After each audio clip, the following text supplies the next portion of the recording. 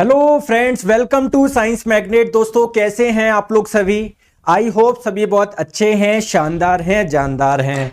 दोस्तों, तो स्वागत करता हूं आप लोग सभी का इस बैच में, जहां पर हम लोग सभी एग्जाम में आने वाले साइंस के क्वेश्चन को आराम से उड़ाने वाले हैं। अगर आप लोग पूरा सिलेबस, सारी क्लासेज अच्छे से आप लोग पढ़ते हो, है ना, मैं आप लोगों को यहां पर सब कुछ कवर करवाऊंगा, चाहे वो फिजिक्स हो, भौतिक विज्ञान हो, केमिस्ट्री, रसायन विज्ञान, बायोलॉजी, जीव विज्ञान या एनवायरमेंट हो।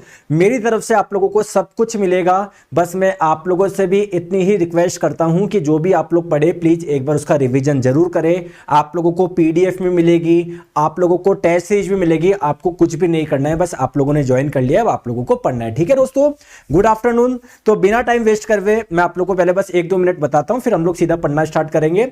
आप लोगों को मैंने इंट्रोडक्शन वाले वीडियो में बता दिया था कि क्या क्या सिलेबस है हमारा, क्या क्या पढ़ने वाले हैं। यहां पर मैं आप लोगों को बता रहा हूं कि सबसे पहला जो हमारा सब्जेक्ट होगा वो होगा फिजिक्स, यानी भौतिक विज्ञान। दोस्तों, फिजिक्स को स्टार्ट करने के अलग अलग तरीके होते हैं। कभी मैं यूनिट यानी मात्रक से स्टार्ट करता हूं, कभी साउंड से स्टार्ट करता हूं, ध्वनि से।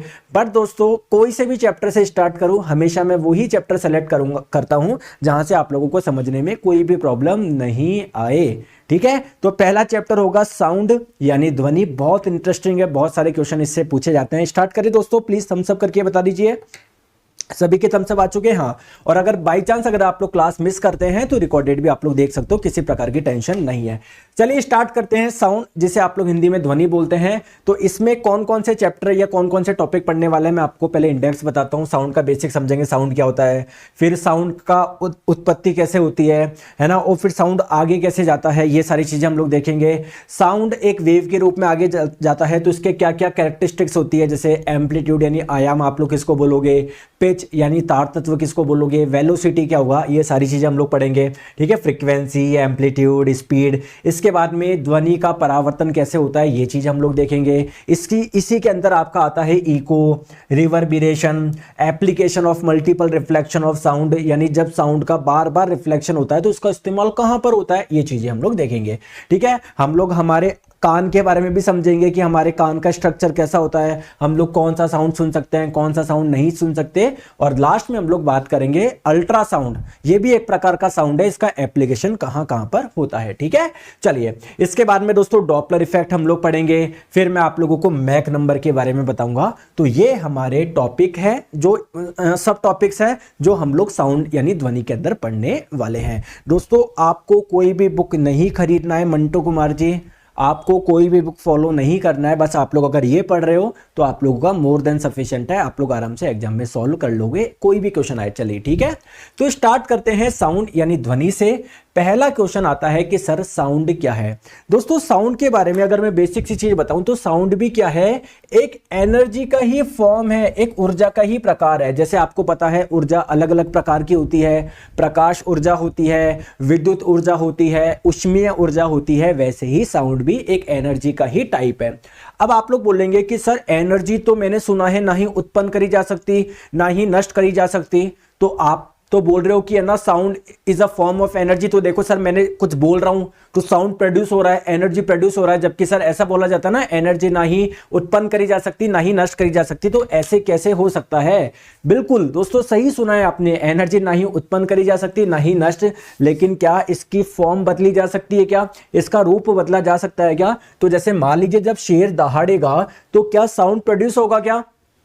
तो एक्चुअली में शेर की जो फिजिकल एनर्जी थी वो किस में कन्वर्ट हुई है, साउंड एनर्जी में कन्वर्ट हुई है। तो एनर्जी दूसरे फॉर्म में कन्वर्ट हो रही है तो वो भी एक एनर्जी ही रहेगी ना। तो आप लोग देख पा रहे हो साउंड क्या है, एक एनर्जी का ही टाइप है। ठीक है, आ जाइए सर आरआरबी जेई कवर हो जाइएगा ना। अरे शुभांकर जी देखो, अब बच्चों वाली बात करोगे तो कैसे जवाब दूंगा। ये सारे एग्जाम में आप लोग एक काम करना, जब ये टॉपिक पढ़ लो तो इसके सारे क्वेश्चन लगा के देख लेना, सारे आप लोगों से बन जाएंगे। ठीक है, चाहे एएलपी का आप लोगों का साइंस हो, चाहे आप लोगों का आरआरबी जेई का हो, चाहे एसएससी सीजीएल का हो, चाहे एसएससी सीएचएसएल का हो, चाहे आपका किसी स्टेट पीएससी का हो, किसी में भी दिक्कत नहीं आएगी आप लोग की। ठीक है, आ जाओ।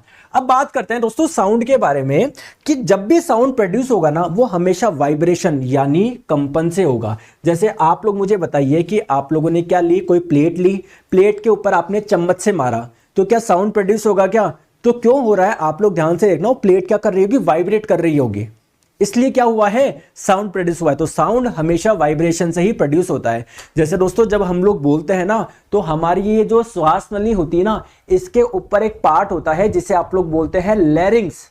इसमें क्या होता है, वाइब्रेशन होता है, इसीलिए क्या होता है, साउंड प्रोड्यूस होता है। तो अगर कोई साउंड प्रोड्यूस हो रहा है तो 100% क्या है, वो कहीं ना कहीं वाइब्रेशन हो रहा है, क्योंकि वाइब्रेशन से ही साउंड प्रोड्यूस होता है। खाली ग्लास, खाली ग्लास, ठीक है। आ जाओ, नेक्स्ट हम लोग बात करते हैं दोस्तों, बिना कंपन के ध्वनि उत्पन्न हो ही नहीं सकती। जैसे आप लोग यहां पर देखिए, क्या आपने कभी गिटार प्ले करते हुए देखा है किसी को? तो जब वो ऐसे करते हैं ना, तो ये वायर क्या करते हैं, वाइब्रेट करते हैं। तो वाइब्रेट करने की वजह से ही क्या होता है, साउंड प्रोड्यूस होता है। जैसे ढोलक आप बजाओगे ना ढोलक पे, तो ढोलक की जो मेम्ब्रेन होती है ना, वो क्या करती है, वाइब्रेट करती है। उसी की वजह से क्या होता है, ढोलक से साउंड प्रोड्यूस होता है। समझ में आ गई बात को? ठीक है, ठीक है, ठीक है। चलो आगे हम लोग बात करते हैं साउंड के बारे में, कि मैंने आपको बताया साउंड का जो उत्पत्ति होती है, इसका जो प्रोडक्शन होता है, वो किसकी वजह से होता है, वाइब्रेशन की वजह से होता है। बट सर ये तो समझाओ। सर टीचिंग एग्जाम के लिए हेल्पफुल रहेगा ना दोस्तों, सभी के लिए रहेगा, है ना। अब आप देखो एक ही क्वेश्चन बार बार पूछते रहोगे तो फिर देखो पढ़ोगे कैसे, बहुत बड़ा सिलेबस है यार, आप इसको हल्के में ना आंको। आपका फिजिक्स बहुत बड़ा है, केमिस्ट्री बहुत बड़ा है, बायोलॉजी बहुत बड़ा है, इन्वायरमेंट बहुत बड़ा है। तो हम लोगों को पढ़ने पे ध्यान देना है, ठीक है। और आप लोगों को मैं निश्चिंत रहिए, कंटेंट के मामले में तो साइंस मैग्नेट आप लोगों को पता ही है, हमेशा आपकी उम्मीदों पर खरा उतरा है, तो अभी भी खरा उतरेगा। आपको बस पढ़ने पे ध्यान दो, है ना, इधर ध्यान दो, बहुत मजा आएगा, ठीक है। सब एग्जाम के लिए आप लोगों का सब कुछ कवर हो जाएगा, चाहे आप लोग इस पूरा पढ़ने के बाद में आप लोग कोई सा भी टेस्ट लगा के देख लेना, ठीक है क्या। आ जाओ, ठीक है, आ जाओ। तो हाँ, आप रिपीट देख सकते हो। अगर आप लोग लाइव क्लास मिस करते हो तो बाद में देख लो, 10 बार, 100 बार, 1000 बार, जितनी बार आपको देखना है। 1 साल तक की वैलिडिटी, 1 साल तक कितनी भी बार आप लोग देख लीजिए, ठीक है, प्लीज। अब दोस्तों बात करते हैं वाइब्रेशन की। तो वाइब्रेशन होता क्या है, तो सिंपल सी अगर मैं आप लोगों को डेफिनेशन दूं वाइब्रेशन की, तो ये एक प्रकार का मोशन है, एक प्रकार का गति है। अब सर जैसे मान लो मैं ऐसे मोशन कर रहा हूं, मैं चल रहा हूं, तो मैं क्या बोल सकता हूं कि मैं वाइब्रेशन कर रहा हूं? नहीं दोस्तों, किस प्रकार का मोशन है, बैक एंड फोर्थ मोशन। अब सर ये बैक एंड फोर्थ मोशन क्या होता है दोस्तों? बैक का मतलब है पीछे, फोर्थ का मतलब है आगे। जैसे मान लो ये वस्तु कभी आगे कभी पीछे, कभी आगे कभी पीछे, अगर इस प्रकार की गति कर रही है तो इसे मैं बोलूंगा वाइब्रेशन यानी कंपन। जैसे देखो आगे पीछे, आगे पीछे, आगे पीछे, आगे पीछे, आगे पीछे, आगे पीछे, आगे पीछे, तो अगर ये वस्तु ऐसे कर रही है तो मैं इसको आप लोगों को बोलूंगा क्या, वाइब्रेशन। और दोस्तों हिंदी में कंपन, आप लोग इसे ऑसिलेशन के नाम से भी जानते हो, हिंदी में इसे दोलन भी बोला जाता है। समझ में आ गई बात को? बहुत बढ़िया, क्लियर है। आ जाओ, समझ में आ गई? प्लीज थम्स अप करके बताओ जी हां सर समझ में आ गई। तो अब आप बोलोगे कि नहीं सर आपने तो बता दिया वाइब्रेशन और ऑसिलेशन एक ही है। सर अगर एक ही होता तो ये दो वर्ड क्यों आते, या तो वाइब्रेशन ही आता, कंपन ही आता, या ऑसिलेशन यानी दोलन ही आता। सर इसका वीडियो यूट्यूब पे भी मिलेगा क्या? क्यों मिलेगा भैया, फ्री में मिलेगा क्या? आप पैसे देकर आए हो तो क्या यूट्यूब पे भी दे दे क्या फ्री में? बताओ, मैं तो दे दूंगा। अनूप कुमार जी पता नहीं क्या पूछते रहते हो, पढ़ाई वढ़ाई करते नहीं हो, ठीक है।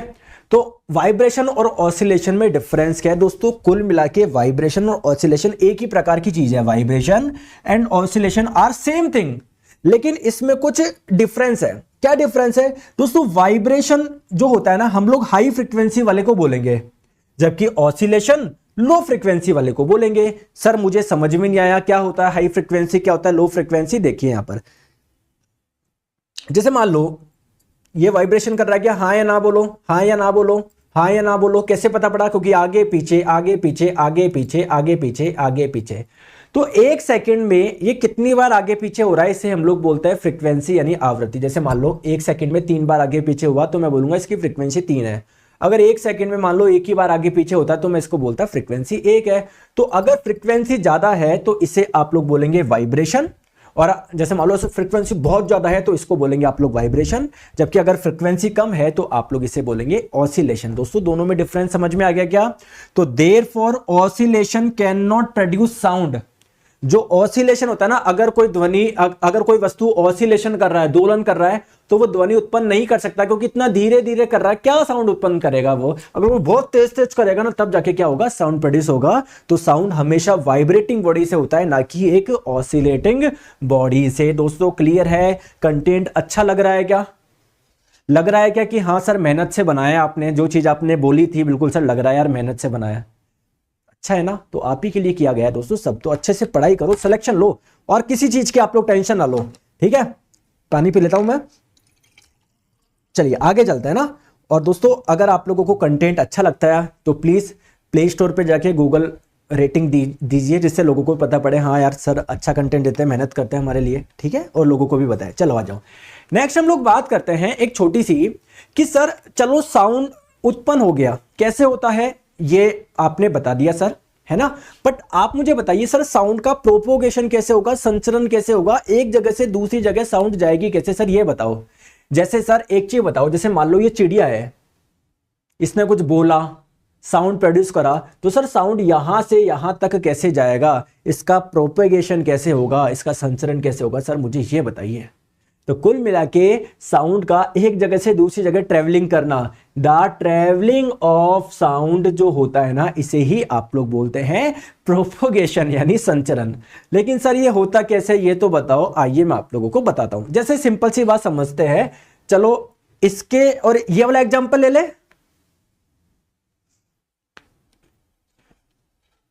बताओ इनका एग्जांपल लो या इनका, सर किसी का भी ले लो, चलो अपन इसका एग्जांपल लेते हैं, ठीक है। तो चलो ये जो मैंने येलो कलर से बनाया है, इसको मैं थोड़ा सा एक बार रफ करता हूं। इधर देखो आप लोग, प्लीज ध्यान से आप लोग देखिए। देखो इनके बीच में क्या है, एयर है, वायु है। एयर के क्या होते हैं, एयर के मान लेते हैं बीच में बहुत सारे पार्टिकल है एयर के, ठीक है, एयर के बहुत सारे पार्टिकल है। लीजिए दोस्तों मैं एक बार अलग स्लाइड पे बनाता हूं जिससे आप लोगों को यहां पर डिस्टर्ब नहीं हो। देखो और मैं बताता हूं, हाँ, जिससे आप लोग और रिलेट कर पाओ। मान लेते हैं एक बैल है, स्कूल में एक घंटी है, या मंदिर में मान लीजिए कोई घंटी लगी हुई है। दोस्तों जब घंटी बजेगी तो क्या आपको साउंड सुनाई देता है क्या, तो आप तक साउंड कैसे पहुंचा यार, आप तो इधर खड़े थे, चलो मान लेते हैं आप लोग इधर खड़े थे। दोस्तों जब इस घंटी को बजाया जाएगा तो ये वाइब्रेट करेगी, ये कंपन करेगी, और जब भी कोई वस्तु वाइब्रेट करती है तो उससे साउंड प्रोड्यूस होता है। तो जी हाँ दोस्तों, इससे क्या होगा, साउंड यानी इससे क्या होगा, ध्वनि की उत्पत्ति होगी। कहानी क्लियर है क्या, क्लियर है क्या, ठीक है। अब आप लोग मुझे बताइए दोस्तों, आपके और उस घंटे के बीच में बहुत सारे एयर के पार्टिकल होंगे, बहुत सारे एयर के पार्टिकल होंगे। कहानी क्लियर है क्या, तो मैंने ऐसे रैंडमली एयर के पार्टिकल बना दिए। दोस्तों जो एयर का पार्टिकल या जो एयर का कण इस घंटी के कांटेक्ट में आएगा, घंटी तो अभी क्या कर रही है, वाइब्रेट कर रही है, तो जैसे ये एयर का पार्टिकल इसके कांटेक्ट में आएगा, ये भी वाइब्रेट करेगा कि झुन झुन झुन झुन झुन झुन झुन झुन झुन झुन, ये भी वाइब्रेट करेगा क्या, तो वाइब्रेट करेगा, यानी इसके पास में एनर्जी आ गई। तो एनर्जी इसके पास में थी, एनर्जी इसके पास से इसमें आ गई, फिर ये पास वाले को टक्कर मारेगा, ये वाइब्रेट करेगा, ये पास वाले को टक्कर मारेगा, फिर ये पास वाले को, फिर पास वाले को, फिर पास वाले को, फिर पास वाले को। तो आप लोग देख रहे हो जो एनर्जी यहां पर थी, कौन सी एनर्जी थी, साउंड एनर्जी, वो यहां से कहां पर पहुंच गई, यहां पर पहुंच गई। तो इस प्रकार साउंड का प्रोपोगेशन होता है, संचरण होता है। तो अगर मैं आप लोगों से पूछूं प्रोपोगेशन किसकी वजह से हुआ, तो आप लोग क्या बोलोगे कि सर बीच में कुछ पार्टिकल थे, इनके वाइब्रेशन की वजह से या इनके कंपन की वजह से साउंड एक जगह से दूसरी जगह पर पहुंचा। और ये बीच में क्या है, कोई भी मीडियम हो सकता है, हवा हो सकता है, पानी हो सकता है, कुछ भी हो सकता है, ठीक है क्या, ठीक है, समझ में आ गई। तो आप लोग देख रहे हो, as the particle vibrate, sorry, ठीक है, as the particle vibrate they move nearby particles transmitting the sound further through the medium, ठीक है। आ जाओ, अब आप लोग बोलेंगे नहीं सर मुझे फील नहीं आया, मुझे वापस बताओ। सर यूट्यूब पे आपका बेसिक साइंस है, वाईफाई एएलपी कौन पढ़ना ठीक रहेगा दोस्तों, बेसिक साइंस एंड इंजीनियरिंग आप लोगों के सीबीटी 2 में आती है। अभी एएलपी की वैकेंसी का ही कोई अता पता नहीं है, तो अभी आप उसका छोड़ दो। तो बीएससी में सब्जेक्ट सिलेबस, तो जब वो आएगा तब उसकी बात करेंगे, ठीक है। तो अभी तो जो एएलपी सीबीटी 1 में आपकी साइंस आएगी उसके अच्छे से पढ़ाई करो अभी आप,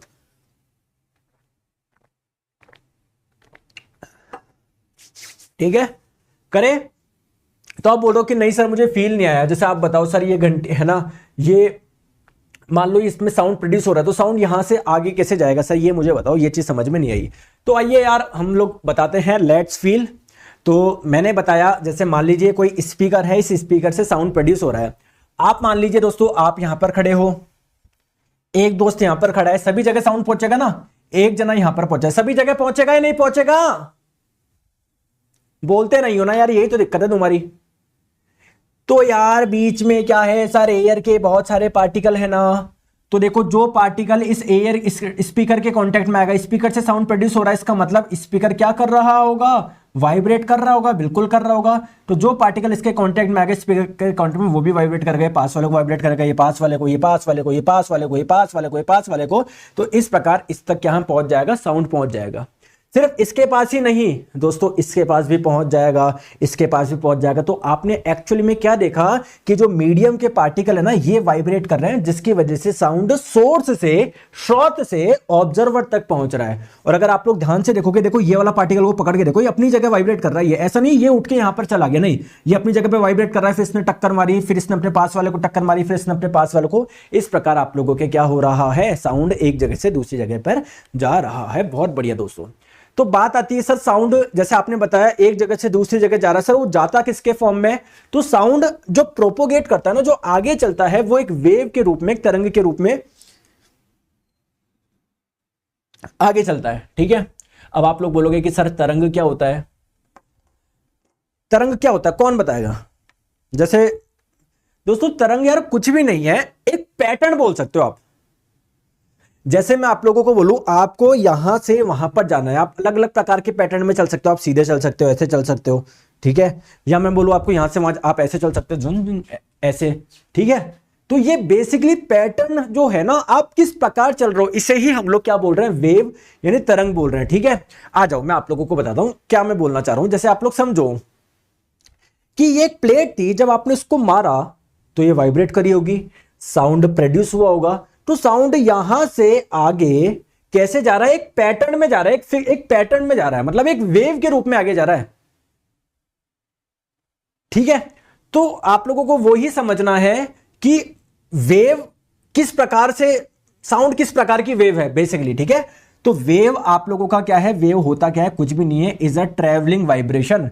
जैसे आप लोग यहां पर देखो, यहां पर क्या हो रहा है यार, ये जो वाइब्रेशन है ना, मतलब यहां से आपने स्पीकर चलाया था, इसमें वाइब्रेशन हुआ, तभी तो साउंड प्रोड्यूस हुआ। तो वाइब्रेशन यहां से आगे पहुंच रहा है ना, तो जो आगे पहुंच रहा है ना, जिस पैटर्न में आगे पहुंच रहा है वाइब्रेशन, इसे ही आप लोग क्या बोल रहे हो, वेव बोल रहे हो। ठीक है, तो साउंड ध्यान रखिएगा, एक वेव के रूप में आगे चलती है। और वेव क्या करती है, एनर्जी को ट्रांसफर करती है। जैसे अभी आप साउंड को समझो एक वेव के रूप में, जैसे आप लोग यहां पर खड़े हो, तो साउंड यहां पर प्रोड्यूस हुआ, तो साउंड अगर यहां से यहां पर जा रहा है, तो कुल मिला के एनर्जी यहां से वहां पर जा रही है। साउंड एक प्रकार की एनर्जी तो है, तो साउंड का ट्रांसफर होना या वेव का ट्रांसफर होना एक जगह से दूसरी जगह पर, क्या मैं बोल सकता हूं कि ये एनर्जी का ट्रांसफर है? दोस्तों बताइए, राम राम दोस्तों, राम राम, बताओ। ऐसे थोड़ी है कि यार यहां से ये है ना, ये जो स्टील की प्लेट है ये उठ के वहां पर चली गई, नहीं ना, केवल एनर्जी गई है यहां से, केवल एनर्जी एक जगह से दूसरी जगह पर गई है। अरे यार दोस्तों बोलो,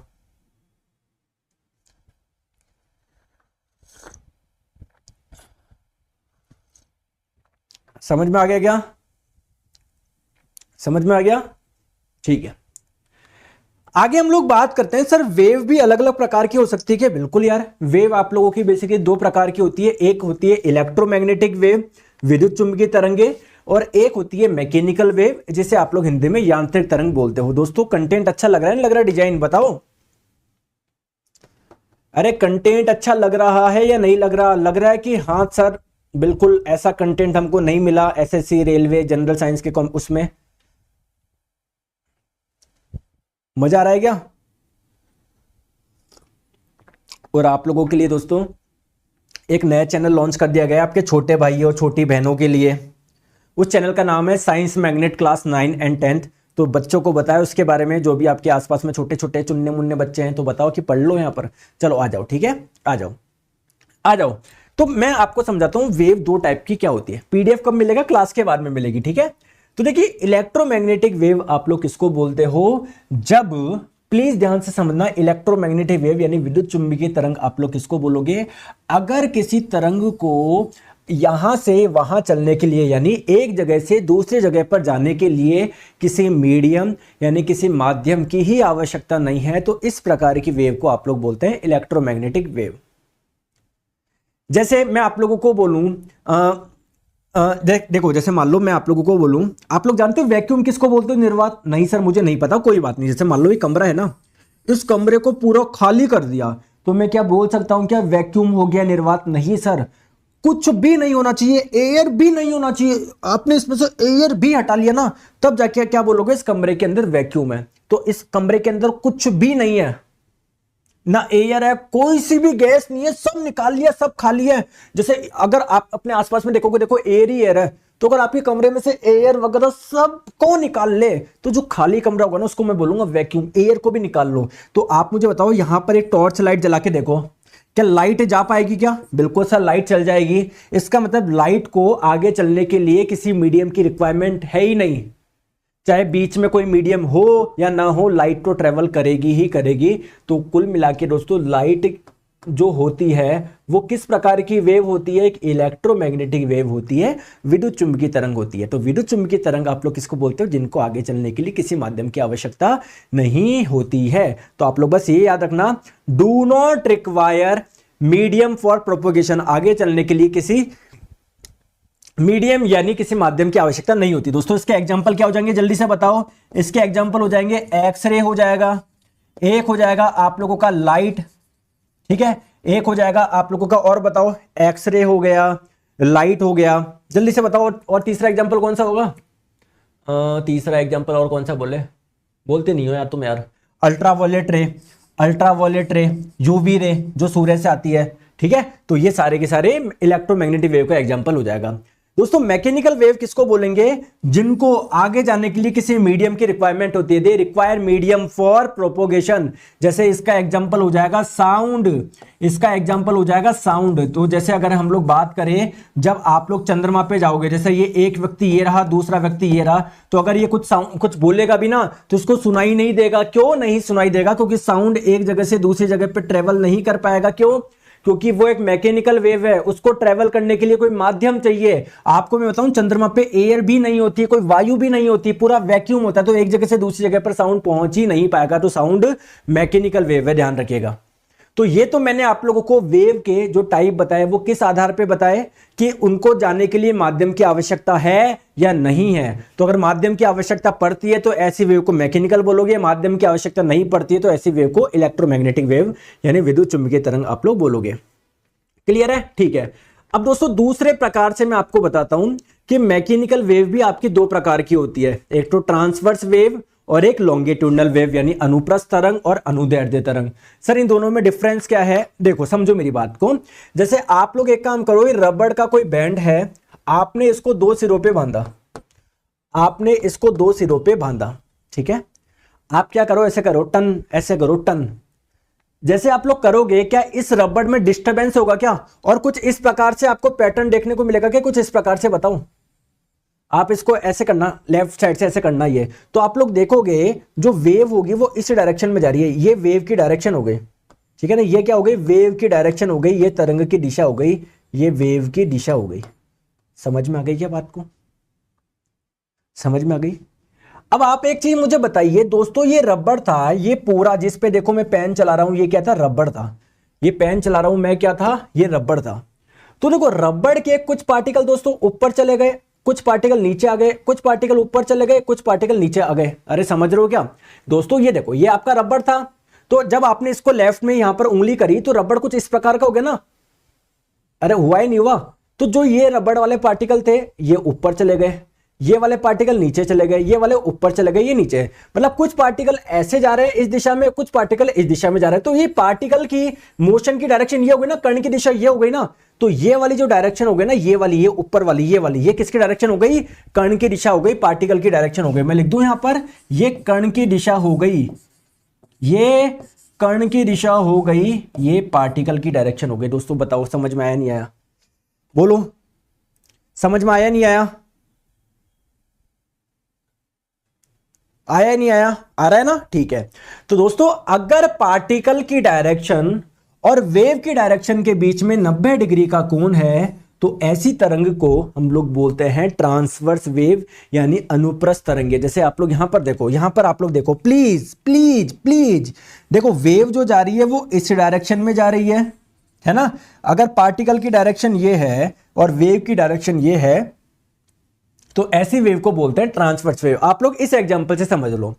दूसरा एग्जांपल क्या है? जैसे मान लीजिए आप लोगों के पास में क्या है, ये स्प्रिंग है। आप लोगों के पास में क्या है दोस्तों, स्प्रिंग है। अगर आप लोग इस स्प्रिंग को कंप्रेस करेंगे और छोड़ेंगे, देखो आपने क्या किया, इस स्प्रिंग को कंप्रेस करा और छोड़ा, तो आप लोग देखोगे स्प्रिंग इस डायरेक्शन में भागेगी ना। अरे यार स्प्रिंग को देखो छोड़ के ऐसे कंप्रेस करके आपने छोड़ा तो स्प्रिंग ऐसे भागेगी ना। तो ये किसकी डायरेक्शन होगी, ये वाली डायरेक्शन, ये वाली डायरेक्शन हो जाएगी पार्टिकल की डायरेक्शन, कण की दिशा। पार्टिकल यानी कण की दिशा। समझ में आ गई क्या, आ गई क्या। और जब आप लोग इस स्प्रिंग को कंप्रेस करोगे तो जो डिस्टरबेंस हो रहा है, जब मैं बोलूं वेव हो जाएगी, वो भी इसी डायरेक्शन में जा रही है। तो ये मतलब ऐसे छोड़ के जाओगे तो इसी डायरेक्शन में तो लहर लहर की जाएगी, ऐसे धन धन ऐसे।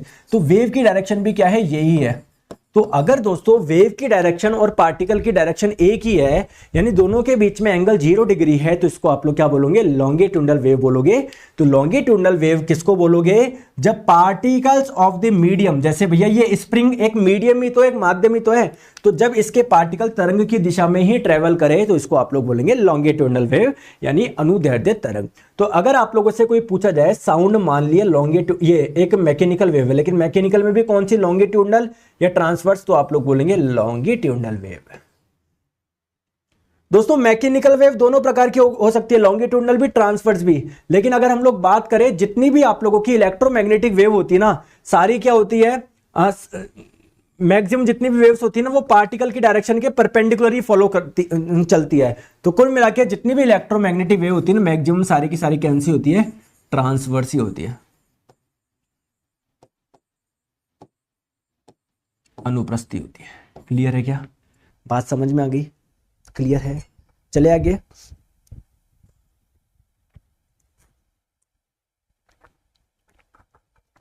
समझ में आ गई ना बात को, आ जाओ। अब हम लोग चलते हैं थोड़ा सा आगे, प्लीज आगे हम लोग समझिएगा। अब पहले हम लोग बात करते हैं दोस्तों ट्रांसवर्स वेव यानी अनुप्रस्थ तरंग की। तो ट्रांसवर्स वेव मैंने आप लोगों को क्या बताया, जैसे मान लेते हैं ये आपकी किस प्रकार चलेगी, ट्रांसवर्स वेव के बारे में आप लोगों को बताता हूं। इसका जो रिप्रेजेंटेशन होगा ना, वो कैसा होगा, कुछ इस प्रकार से होगा, ठीक है, कुछ इस प्रकार से होगा, कुछ इस प्रकार से होगा, ये इसका रिप्रेजेंटेशन होगा। तो किसी भी ट्रांसवर्स वेव अनुप्रस्थ तरंग को इस प्रकार से आप लोग दर्शा सकते हैं। जैसे मैंने अभी रबड़ वाला एग्जांपल लिया था ना, रबड़ वाला एग्जांपल लिया था ना, तो उसमें मैंने देखा था एक एंड से जब मैंने करा था तो कुछ इस प्रकार से पैटर्न बन रहा था। तो आप लोग देखोगे इस वेव का क्या है, पहले एक कोई अपर पॉइंट आ रहा है, फिर एक लोअर पॉइंट आ रहा है, फिर एक अपर पॉइंट, फिर एक लोअर पॉइंट, फिर एक अपर पॉइंट, फिर एक लोअर पॉइंट। तो दोस्तों जो लोअर पॉइंट होता है ना, इसको हम लोग बोलते हैं ट्रफ, और हिंदी में क्या बोलते हैं, गर्त बोलते हैं। जबकि जो टॉप पॉइंट होता है ना, इसको हम लोग बोलते हैं क्रेस्ट, और हिंदी में आप लोग इसे क्या बोलते हैं, शंख बोलते हैं। तो कोई भी ट्रांसवर्स वेव यानी अनुप्रस्थ तरंग होगी ना, उसमें आप लोगों को ये पैटर्न देखने को मिलेगा कि एक ट्रफ आएगा, फिर एक क्रस्ट आएगा, फिर एक ट्रफ आएगा, फिर एक क्रस्ट आएगा, फिर एक ट्रफ आएगा, फिर एक क्रस्ट आएगा। कहानी क्लियर है क्या।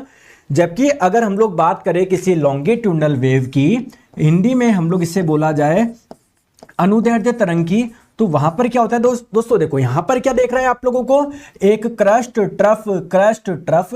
तो जैसे किसी भी लॉन्गिट्यूडनल वेव की मैं बात करूं, जैसे यहां पर देखो आप, है ना, प्लीज मेरी बात को ध्यान से समझिएगा। जैसे अभी मैंने आपको बताया साउंड किस रूप में आगे चलती है, लॉन्गिट्यूडनल वेव के रूप में, लॉन्गिट्यूडनल वेव है ना। तो जैसे मान लीजिए ये कोई बैल थी, किसी ने ये बैल बजाई, आप यहां पर खड़े हो तो कुल मिला के आपको साउंड सुनाई देगी ना। तो कुल मिला के यहां से जो साउंड वेव है वो यहां पर पहुंची है, और साउंड कैसी, एक लॉन्गिट्यूडनल वेव है। तो आप लोग यहां पर देखो हो क्या रहा है, यहां पर बीच में क्या आते, एयर थी बहुत सारी, तो एयर के पार्टिकल जो इसके कांटेक्ट में आए उसने वाइब्रेट करा होगा, फिर वो पास वाले वाइब्रेट होंगे, फिर पास वाले, फिर पास वाले, फिर पास वाले, फिर पास वाले, फिर जाके इस प्रकार से साउंड वहां तक पहुंचा होगा। क्लियर है क्या। कोर्स कब तक चलेगा दोस्तों, कोर्स खत्म होने में लगेंगे यार 3 से 4 महीने, है ना, 4 महीने तो आप लोग मानिए, 4 महीने, 3 से 4 महीने, क्योंकि बहुत बड़ा सिलेबस है, फिजिक्स, केमिस्ट्री, बायोलॉजी, है ना। कोर्स फिर खत्म होने के मतलब जब से आपने कोर्स लिया उसके 1 साल तक आप लोग देख पाओगे, टेंशन मत लो, ठीक है। तो ये क्लियर है क्या। तो अगर आप लोग ध्यान से देखोगे, देखो कहां पर क्या है, पार्टिकल बहुत पास पास, पार्टिकल बहुत पास पास में, देखो यहां पर बहुत पास पास में, यहां पर दूर दूर में, यहां पर पास पास में, यहां पर दूर दूर है। तो यहां पर देखो, फिर से देख लो, पार्टिकल यहां पर दूर दूर है, यहां पर पास पास में, यहां पर पास पास में, यहां पर दूर दूर में, यहां पर दूर दूर में, यहां पर पास पास में, दूर दूर, पास पास, दूर दूर, है ना।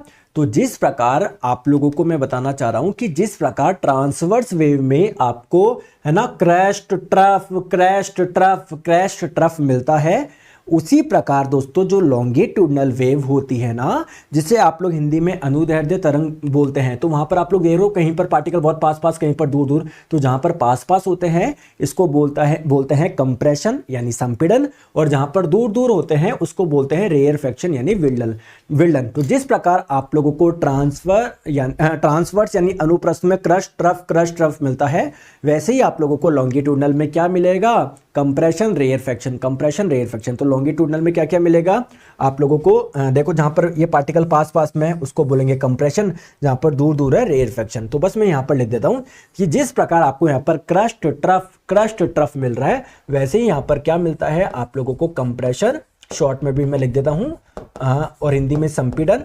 तो कंप्रेशन, रेयरफेक्शन, संपीड़न, विरलन, इस प्रकार आप लोगों को देखने को मिलेगा। क्लियर है क्या? अमिताभ जी बोल रहे हैं सर थोड़ा धीरे करो प्लीज, लिख रहा हूं साथ साथ। अमिताभ जी धीरे ही तो पढ़ा रहा हूं मैं आपको, बताओ। और साथ में आप लोगों को इसकी पीडीएफ भी मिलेगी, तो इनकेस अगर आप लोग कुछ लिखना भूल जाते हैं तो पीडीएफ से भी आप लोग लिख सकते हो, ठीक है, टेंशन मत लो, आपके लिए सारी सुविधाएं करिए मैंने। क्लियर है? ठीक है, आ जाओ। नेक्स्ट हम लोग बात करते हैं, तो प्यारे कंचन जी साउंड चैप्टर नहीं है क्या आपके, बताओ, साउंड चैप्टर आपके सिलेबस में नहीं है क्या, है ना? आ जाओ। तो अब हम लोग बात करते हैं, प्लीज यहां पर देखो। तो कुल मिला के जब मैं आप लोगों को बोलूं यार कि साउंड वेव को रिप्रेजेंट करो, तो कई बार साउंड वेव को ऐसे रिप्रेजेंट कर दिया जाता है, ऐसे। आप लोग बोलोगे कि सर ये तो ट्रांसवर्स वेव है, अनुप्रस्थ तरंग है, जबकि साउंड तो एक लॉन्गिट्यूडनल है, तो साउंड को आप लोग ऐसे कैसे रिप्रेजेंट कर सकते हो? दोस्तों हम कैसे रिप्रेजेंट करते हैं, समझिए मेरी बात को। जो इसका कंप्रेशन है ना, उसको हम लोग क्रस्ट मान लेते हैं, जो इसका रेयरफेक्शन है ना, जो इसका विल्डन है, उसको ट्रफ मान लेते हैं। तो साउंड वेव को कई बुकों में आप लोग देखोगे इस प्रकार से भी रिप्रेजेंट करा जाता है। एक्चुअली में ये रिप्रेजेंटेशन ट्रांसवर्स अनुप्रस्थ का होता है, लेकिन आपने साउंड के लिए ऐसा क्यों करा? क्योंकि साउंड का जो कंप्रेशन था इसको मान लेते हैं क्रस्ट, साउंड का जो रेयरफेक्शन था इसको मान लेते हैं ट्रफ। तो साउंड को भी इसी प्रकार रिप्रेजेंट किया जा सकता है, उसके लिए परेशान होने की जरूरत आप लोग को नहीं है। चलो आ जाओ आगे चले, ठीक है।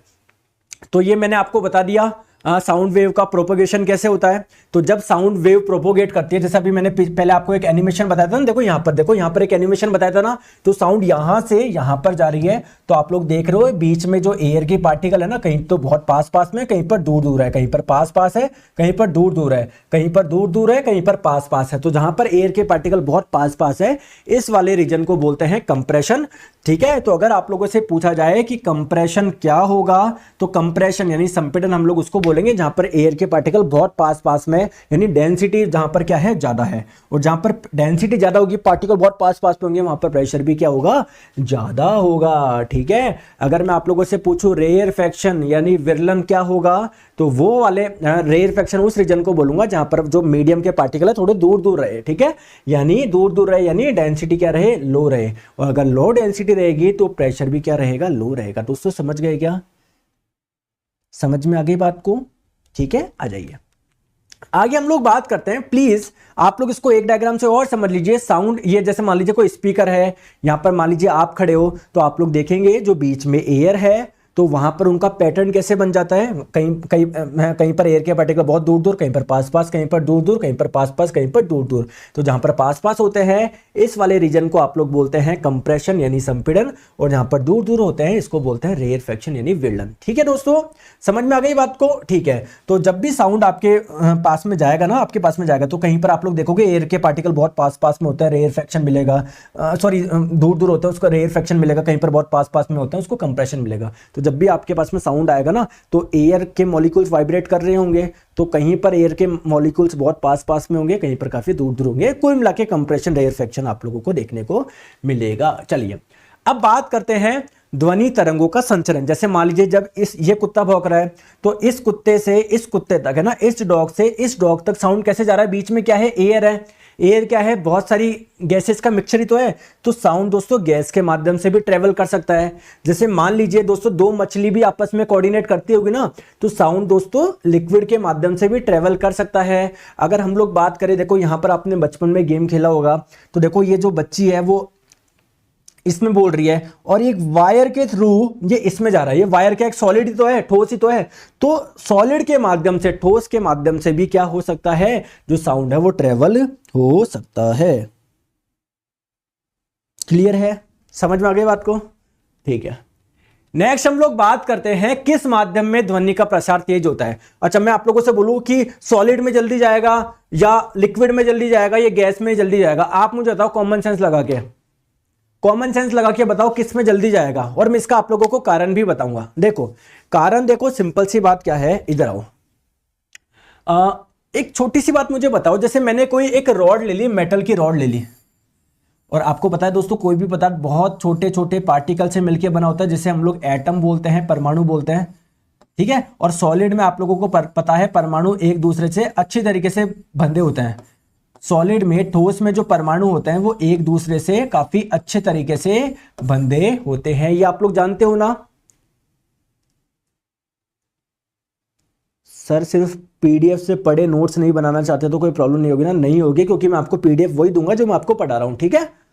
क्लियर है क्या, समझ में आ गई बात को? ठीक है, तो आप मुझे एक छोटी सी बात बताइए प्लीज, अगर ये पार्टिकल जब वाइब्रेट करेगा तो क्या अच्छे चांसेस है क्या ये वाला पार्टिकल और भी अच्छे से वाइब्रेट करे, ये वाला पार्टिकल भी अच्छे से वाइब्रेट करे, ये पार्टिकल भी अच्छे से वाइब्रेट करे? यस, बहुत अच्छे चांसेस है। क्यों? क्योंकि सॉलिड में एटम्स एक दूसरे से अच्छी तरीके से बंधे होते हैं। तो अगर ये वाइब्रेट करेगा तो पास वाले को आराम से टक्कर दे देगा, फिर ये पास वाले को आराम से टक्कर दे देगा, ये पास वाले को आराम से टक्कर दे देगा, तो यार वाइब्रेशन अच्छे से हो पाएगा ना। जबकि अगर मैं बोलूं लिक्विड का एक पार्टिकल इधर है, मान लो गैस का एक पार्टिकल इधर है, एक पार्टिकल इधर है, एक पार्टिकल इधर है, एक इधर है, तो अगर ये वाइब्रेट करेगा तो काफी कम चांस होंगे कि ये भी वाइब्रेट हो, फिर ये वाइब्रेट करेगा, काफी कम चांस होंगे ये भी वाइब्रेट हो। मतलब वाइब्रेशन एक पार्टिकल से दूसरे पार्टिकल में ज्यादा ट्रांसफर नहीं हो रहा है, जबकि सॉलिड में तुरंत यहां से यहां, यहां से यहां। तो वाइब्रेशन का ट्रांसफर का मतलब एनर्जी जल्दी ट्रांसफर होगी, साउंड जल्दी ट्रांसफर होगा। तो साउंड की स्पीड जो सबसे ज्यादा होती है वो किस में होती है? सॉलिड में होती है, यानी ठोस में। उसके बाद में दोस्तों लिक्विड में, और सबसे कम होती है गैस में। क्लियर है क्या? क्योंकि मैंने आपको बताया सॉलिड में पार्टिकल बहुत पास पास होता है, तो अगर ये वाइब्रेट करेगा पास वाला तुरंत वाइब्रेट हो जाएगा। लिक्विड में थोड़ा दूर दूर होते हैं, गैस में और भी दूर दूर होते हैं, जिसकी वजह से गैस में साउंड की स्पीड सबसे आप लोगों को कम देखने को मिलेगी। चले आगे आ जाओ। अब इसको एक एग्जांपल से और समझ सकते हैं।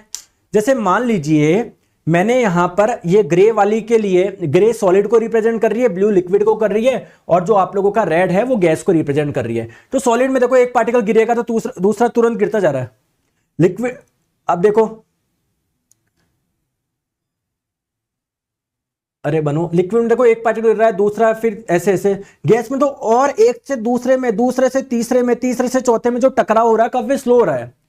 तो क्यों मैं आप लोगों को ये इमेज बना रहा हूं? क्योंकि सॉलिड में भी आप लोगों को पता है जो एटम्स होते हैं बहुत अच्छी तरीके से बंधे होते हैं। तो जब ये अच्छे से वाइब्रेट करेगा तो पास वाला और अच्छे से वाइब्रेट करेगा, ये पास वाला और, ये पास वाला और, इसलिए सॉलिड में साउंड की स्पीड सबसे अच्छी होगी। ठीक है, समझ में आ गई? चलो, तो दोस्तों आज के लिए हम लोग इतना रखते हैं। ये थोड़ी सी इंट्रोडक्शन क्लास थी, हमारी पहली क्लास थी, है ना। कल से रोज वही आपकी एक एक घंटे की क्लास होगी। तो आई होप आप लोगों को पूरी चीजें समझ में आ गई होगी, और आप लोगों को हर क्लास के बाद में आपको पीडीएफ मिल जाएगी। जैसे अभी आपको पीडीएफ मिल जाएगी साउंड पार्ट 1 की, है ना। फिर कल जब हम लोग जितना पढ़ाए उसकी पीडीएफ मिल जाएगी, फिर कल जितना पढ़ाएंगे उसकी पीडीएफ मिल जाएगी, फिर तीसरे दिन जितना पढ़ाएंगे उसकी पीडीएफ मिल जाएगी। ठीक है, हो सकता है कल ही आप लोगों का साउंड पूरा कंप्लीट हो जाए, तो अगर कल नहीं होता है तो पार्ट 3 की पीडीएफ मिल जाएगी, वरना आपको 2 पार्ट में पीडीएफ मिलेगी। दोस्तों समझ गए बात को? समझे या नहीं समझे? तो मस्त पढ़ाई करो, किसी प्रकार की आप लोगों को कोई भी टेंशन लेने की जरूरत नहीं है। ठीक है, तो आज के लिए हम लोग इतना रखते हैं, और किसी प्रकार का डाउट मत ले आओ। मैं आपको बोल रहा हूं बस पढ़ो और क्वेश्चन लगाओ। देखो एक भी क्वेश्चन आप लोगों का मिस नहीं होगा। समझ आगे बात को? तो थैंक यू सो मच, अपना ध्यान रखिए, बाय बाय, टेक केयर। मिलते हैं कल सेम टाइम 1 PM पे। और जो आपके छोटे भाई बहन है उनको बताना साइंस मैग्नेट क्लास 9 और 10 एक चैनल लॉन्च हो चुका है छोटे बच्चों के लिए। ठीक है, thank you so much, bye bye दोस्तों।